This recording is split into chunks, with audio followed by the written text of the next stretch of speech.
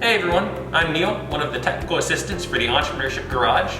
We recently got a lot of new equipment, including some really cool new 3D printers. They're called Ultimaker S3s. They're industrial scale rapid prototyping machines, and I'm really excited to show you today how to get started with those new machines. We're going to be creating a basic free busy sliding door indicator using our new Ultimakers. Ready to get started? Let's go.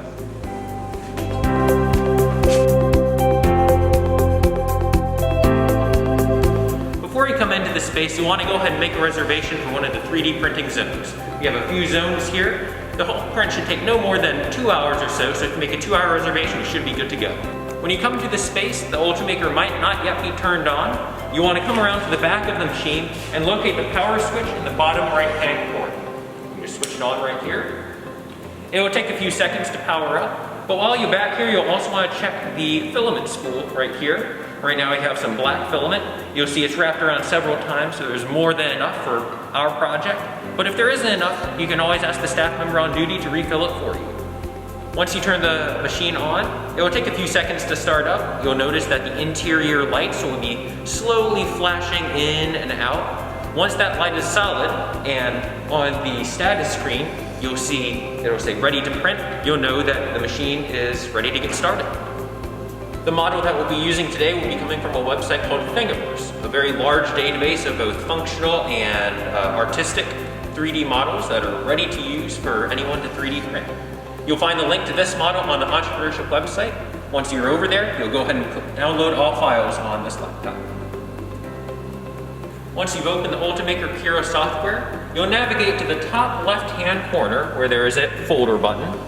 Click on that folder and then navigate to the .stl file that you just downloaded from Thingiverse. When you double click on that, the file will open and you will see the model that you're about to print appear on the screen.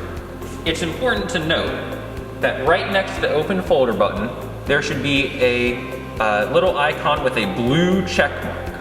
If this blue check mark is not on the screen, that means that the software is not connected to the hardware. Please ask the staff member on duty to come and help you troubleshoot and connect software and hardware. In the top right-hand corner of the Ultimaker software, you'll see several icons and descriptions. These are your print settings. When you click on here, you'll see further details. These settings are similar to the color versus black and white or portrait versus landscape settings on a regular printer. In this case, because we want to do a quick print, we'll want to click on the blue box that says draft quality. Once you make sure that circle is highlighted, you can close out of this dialog box. When you're sure that all of your options have been set as you wish, you'll head to the bottom right-hand corner and click the Print Over Network button, and your print should begin on the printer.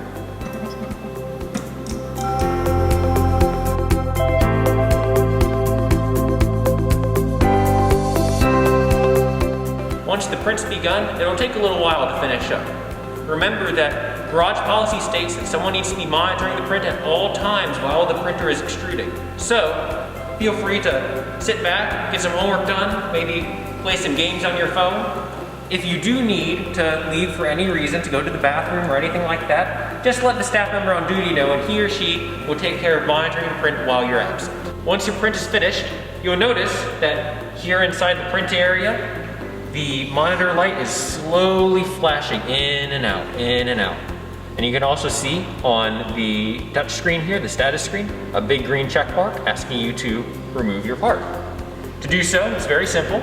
You'll just open up this glass door, reach in here, and unlatch each of these small metal latches that are holding the glass print bed in place.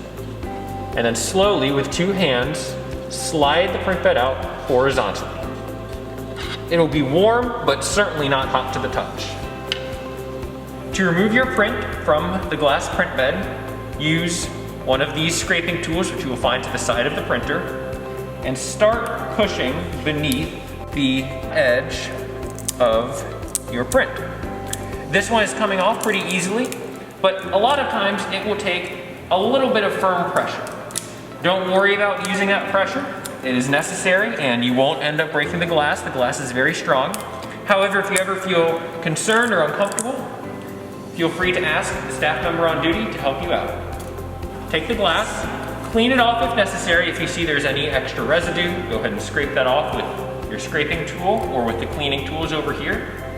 And once it's clean, find this little hot warning symbol on the bottom. This is the front of the print bed, which will be closest to you. Go ahead and horizontally slide that glass print bed back in, making sure it's centered on the metal base.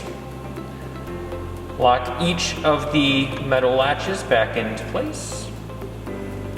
Close the door, and finally hit confirm removal on the steps. Once you're finished up, you'll remove a little bit of residual material from your slider, and you'll insert the centerpiece right there in between the outer section, and you'll have something that looks a little bit like this. You can stick it onto a door, slide a little piece of paper right behind there with your free and your busy sign, and that's your completed 3D print. Well, I hope this tutorial really inspired you to come and try your hand at using some of these new 3D printers. We're really excited about them, and all of us here at the garage, we're happy to help and excited to see you have your passions realized in the form of these 3D prototypes. That being said, excited to see you here, and I'll talk to you later.